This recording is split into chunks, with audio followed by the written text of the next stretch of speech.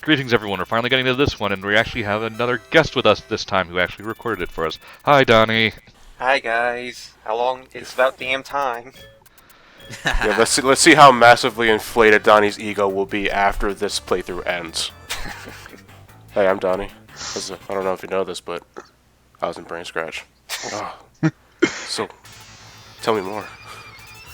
Nah, but when it comes to Sonic Spinball, if it wasn't, I remember like years ago when we first started, Lewis said something about wanting to do this game, but I think after the Sonic-a-thon, it's only appropriate that we get Donnie to do this game. If you guys are not aware of how Donnie utterly destroyed this game for the Sonic-a-thon, and it's like, dude, I'll give you a compliment when you deserve it. It's just, I'm not a spinball wizard. I'm sorry, I should say. So, dude, kudos. You have my respect for how well you play the game. Well, it really helps that I've been playing this game for like 15 years, so... Speaking of which, then I guess, like, how long of all of us have been playing this? I think I've played Spinball for about 30 minutes on the Sonic Mega Collection, and never again.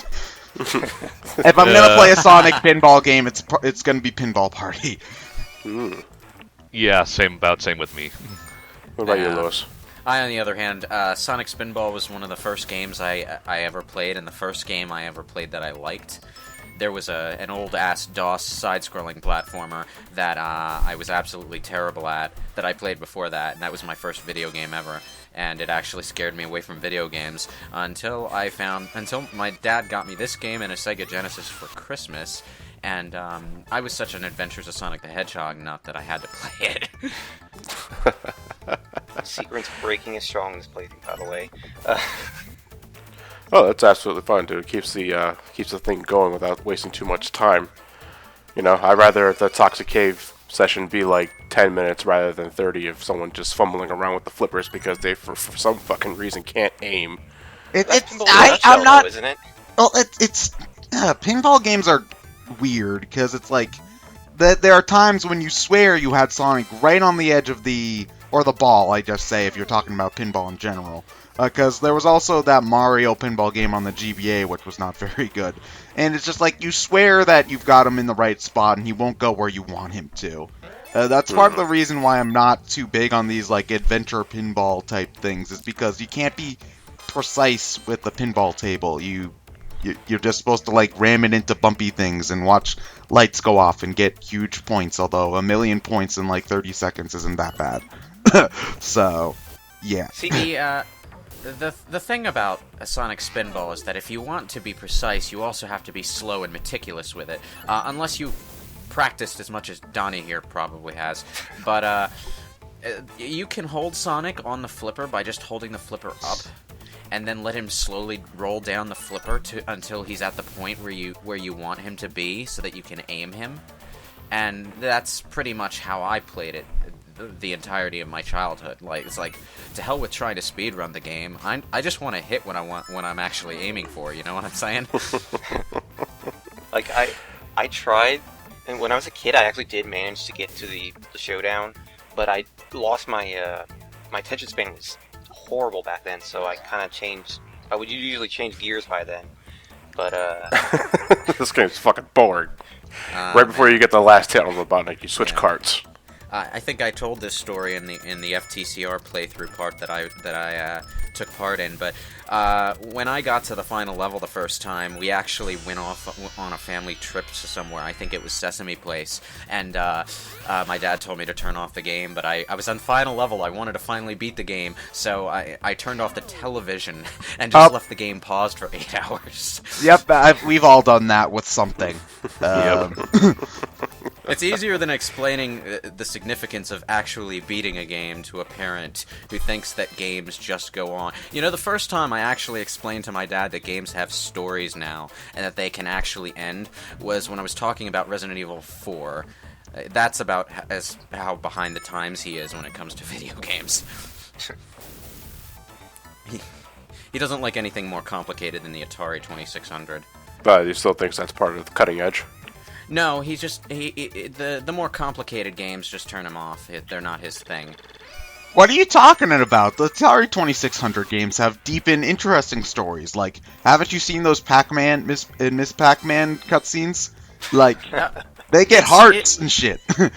It's not even the graphical quality that turns him off. It's like he likes the Nintendo Wii specifically because it's more party game centric and whatnot. It's simpler gaming, and that's more his speed. So he's a scrub. If you Scrub! if you want to say it that way, sure. Okay, you see, I'm just okay, joking. all right. Here's the thing: the fact that nerd culture has taken to calling people that they don't like scrubs only reinforces the fact that we need to take more showers. Or just big fans of Zach Braff. Yeah. That's Oh my god. We've come so far. Anyway, Donnie, are you going after all the rings in this? yeah, I do. I actually did go for all the rings in the first stage, but thankfully it is only the first stage. Also, I don't know how I managed to get into there, but I did. It looked like I clipped the side of it and then went in. Wait, so we're actually going to see the secret bonus level? Yes, you are actually. Excellent. It's like I never see that in any playthrough of this game ever. But No, yeah. I think Clement showed it off in his LP. I didn't actually know about it until I got this game on Sonic's Ultimate Genesis Collection. I don't know if there's an achievement for it in there, but that's about the time I found out about it. It's the only real secret in this game. So Yeah, you get all the rings in a level, the sparkly portal appears, and you get a multi-ball bonus stage. But there's no real reason to do this apart from points, and, well, you might care a little bit more about points in this game than usual, because it's pinball, and pinball is about points, but, I don't really. It's a game, it has a final boss and an ending, it has a goal, that's enough for me. No Chaos Emeralds or anything in here, so... Well, no, you're getting the Yeah. Chaos Emeralds. They're just all blue for Well, some reason. I mean, special stages. There's also like That 12, isn't there, or something? there are 3 in Toxic Caves, and then another 3 in Lava Powerhouse, and then the latter 2 have 5 because difficulty Woo. But 16 Chaos Emeralds. yeah, 16. Why? Who the fuck knows? Because it's set in the Archie universe, and in the Archie universe there are actually an unlimited number of Chaos Emeralds that are all the same color. Or there were until Turbo Tails forced the game canon onto the comics. Yeah, Which was contrived as all hell, but I'm glad he did it. Yeah, the thing about this game is that it was one of the first. I think I'm not sure if it was before Mean Bean Machine or not, but this was among the first Sonic games that actually did kind of bring the cartoons sort of into the fray. Spinball was Sat AM. Mean Bean Machine Machine was AOSTH. Yes, AOSTH. No, Yeah. it wasn't even Sad AM. It was early Archie comics, because when you see Sally Acorn in the first regular bonus stage, she's pink. I believe I think she sort of looked like that in the pilot of Sat AM as well. Yeah, in the pilot episode, yeah. But then they made her brown eventually. I wouldn't be surprised if this was made around the same time Sat AM was being developed, before it was actually released. Yeah, there's a funny thing in the more recent archives, graphic novels of the really old Archie comics. One of the covers, like I think the Volume 0 cover, shows like all 3 designs of Sally standing next to each other and looking at each other with weird looks on their faces, like what the hell.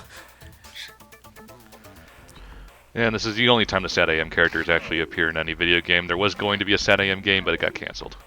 Yeah, and it Yep. didn't look particularly interesting. In fact, Yeah, it looked, bullet dodged. it looks. You know what it looked like to me? It looked like it would have been a 16-bit version of Sonic Boom. Seems legit. Also, here's the first boss, I do believe, called Scorpius. So The bosses freaked me out when I was young. I didn't know that there was a name for this boss. I think it appears on the top of the screen at some point. it does, but I only briefly. The only thing I ever remember about the bosses in this game is the sound they make when you hit them. That E sound. Oh, I'm noticing that they didn't finish the sprite because there's like a random cut in the side of him for some reason. Oh, wait, it's just where his parts are supposed to explode. Oh, Yeah. all right. Yeah. The sound it makes is more like a fangirl squeeing over Sonic that he showed up.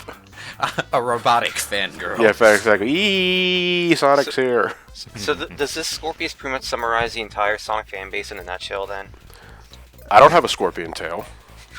Well, we so do you're now. so you're more worried about the scorpion tail, which would be badass, rather than the ugly as fuck Eggman face. No, Okay. no, it's allegory. It's allegorical. Allegory. Yeah. Allegory. You're large, you're fat, you're loud, you're annoying, and you're full of toxic sludge. And I fucking explode. Shit. Yeah. I Fun. mean, haven't you seen the Sonic fan base? That's exactly what happens. So I wasn't able to show this off in the LP, but if you manage to hit all 4 of the targets that are above the Scorpius, what happens is a bunch of Rocks rocks fall come down. down. Yeah, and you'll get Yeah. like radical damage because it's 90s. Wait, repeat that one more time? If you manage to get all 4 targets above the Scorpius, what happens Yeah. is a bunch of rocks come down, and the game will tell you at the top radical damage, and you get a point bonus. Wait, radical damage. Yeah. Yeah. It's basically an environmental hazard that you can trip up on top of the Scorpion boss. God, I can't tell if you're gonna win or lose this. I can't recall exactly how I did this. All I know is that these bonus stages are annoying as hell. They are annoying, and here's why. They have a completely different set of physics than the regular game. That's It's like the regular game tries to play more like Casino Night Zone, whereas the bonus levels try to play like legitimate pinball tables. Also, you can, I forget what buttons you press to do it, maybe the D-pad or something, but you can shake the table. Yeah. And for regular pinball, what that's supposed to do is steer the ball. I don't think it actually does anything here, but It does. I don't think it does anything to the ball, I mean. But if you do it 3 times, the pinball table will say tilted, and you won't be able to use the flippers until you die. Yeah. Why would a tilt feature exist in a video game version of pinball? Well, Spinball specifically. Because Because we're Sonic Heroes. Okay, I get Yeah. you. Because Sonic CD is time travel.